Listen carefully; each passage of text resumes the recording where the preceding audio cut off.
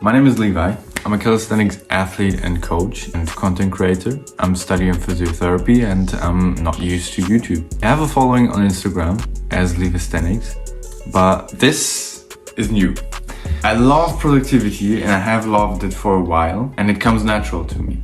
But I know this is a very rare thing. A lot of people despise it, even if they would benefit from it even more than I do. Maybe with this kind of video, I can give you an idea of how it should look like, how it can look like. And maybe it motivates you to try something out like this and benefit from it. What is up? Good morning. It is around 5 a.m. right now. And as you can probably just tell, I just woke up. Here, 5 a.m. Just woke up and I'm ready to get the morning routine started. If you don't know who I am, my name is Levi. You probably know me from Instagram or you just came across my video, but less likely. I'm posting mostly calisthenics content and this is mostly the stuff that I do, but I'm also very deeply into self-improvement. Try to do all of the things to get my life in order and try to be the best version of myself. Calisthenics is just a start, showing you what else I do in my morning routine. Got 30-minute blocks. First one is about to start, so let's get right into it. First thing we're doing, morning coffee.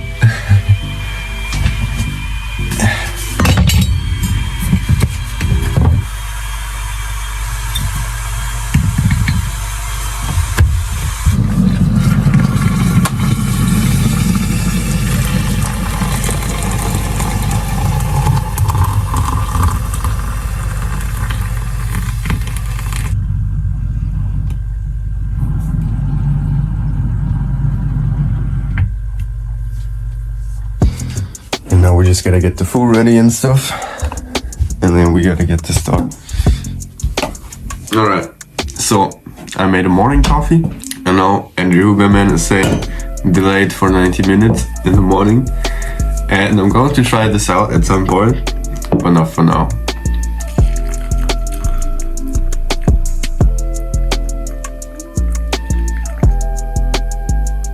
In terms of food, I actually have done intermittent fasting in the past, where I've delayed it till 1 p.m. But for now, I do eat something along with my coffee. It's the first thing. And then 5:30, I start with my flashcards. It's the first block that I have. Eating, coffee, then I feel ready. 30-minute block, flashcards, 30-minute block, reading. That's how it is. What I usually eat is around the same thing, or I try to eat the same thing, and that's an oatmeal with like flaxseed and peanut butter, or not the peanut butter, but like, I don't know how you call it in English, like peanut cream, is that a thing? Where it's like peanut butter, but it doesn't have any sugar and no oils added, it's just ground up peanuts. Yeah, let me know if you know the name. Yeah, I'm eating that with frozen fruit, dark chocolate, flaxseed, chia seeds. But this isn't about food. This is about the morning routine. Alright, it's now 5:30. We're starting with the first block, which is going to be Anki flashcards, where I have all my school stuff and lots of general knowledge stuff. So it's a huge deck. It's like, yeah, almost 10k cards. And I'm currently learning all the stuff that I need for my upcoming exams, plus some general knowledge stuff. After I'm done with it, I'm going for this boy. While this clip is running, let's take a moment to talk about why I actually use Anki flashcards. So I believe the old saying, a jack of all trades is a master at none, is actually wrong. It's the complete opposite. The more that you know, the more that you can build upon, and your brain works like a network. So the more, even if the topics are just slightly related, they will help each other in figuring out the idea or the solution to a problem that you are facing. And I believe if you know more, you can face life's challenges in a better way. So now, of course, you can argue that with reading or watching documentaries or informing yourself in any other way, you will have the same effect. You will know more. Yes, that's true. But what I use Anki for is to memorize certain anchor points. So those are information that you want to memorize very exact. And our brain doesn't work this way. You won't look at the topic and read the book and know the exact numbers or the exact dates to certain things. Only if this is very, very important and it gets repeated very many times. But in general, we don't memorize these exact things. And this is where Anki helps you. Because if you know exact things, they are like anchor points and they help you build your knowledge upon them and use them in discussions. And you will actually say things very precisely, which not many people are able to do. Right, so flashcards are done. I didn't get completely through them. I still have like 50 cards left, but I'll do them later today. I'm doing new cards, studying for the exam instead of just having my general knowledge card. Those usually go through much faster. These ones I have to edit, as you probably saw. I have to really remember them, make some kind of connections in my brain so I can actually remember them, and it's not just repeating. But without further talking, let's get into this boy. Next cycle is 30 minutes of reading. I'm reading 12 Rules for Life by Jordan Peterson. You probably know the guy. And yeah, I'm reading this one in English. You know, I'm from Germany, so I could be reading it in German. I also have it in German. But for some reason, I just find that if I read something in English, just like if I watch something in English, it makes it a lot easier for me to concentrate on it. That's just how I'm wired. I don't know. I like English much more than German. Let's get into it. Probably the biggest reason why I love reading books is that you can only single task it. And name me another source that you can use for information that you can only single task. Let's say audiobooks. We're doing laundry, or we're walking around, we're driving, we're doing always something. Let's say podcasts. Same thing here.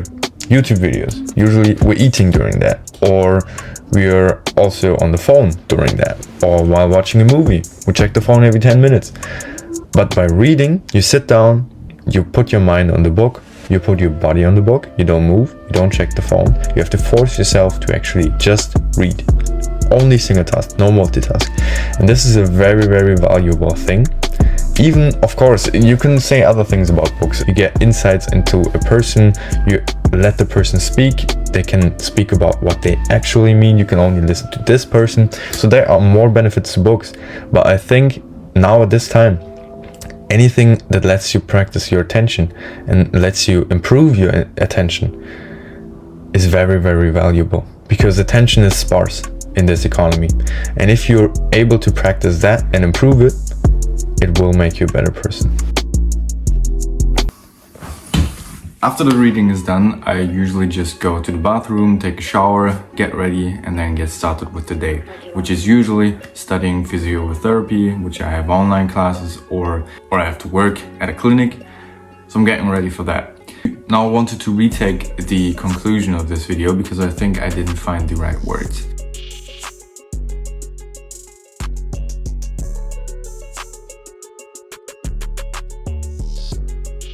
People always ask me, why the hell are you doing this? Why are you waking up at 5 a.m. or even 4:30 a.m., which I am waking up right now? And people call me crazy for it. You're just a different person. I'm just not wired like you. I do believe there are people that are different in terms of when you can concentrate yourself. Some people work better in the evening, some people work better in the morning. But from an experience standpoint, I think that all of this is learnable in a lot of ways. I'm used to working in the morning and some other people are used to working in the evening.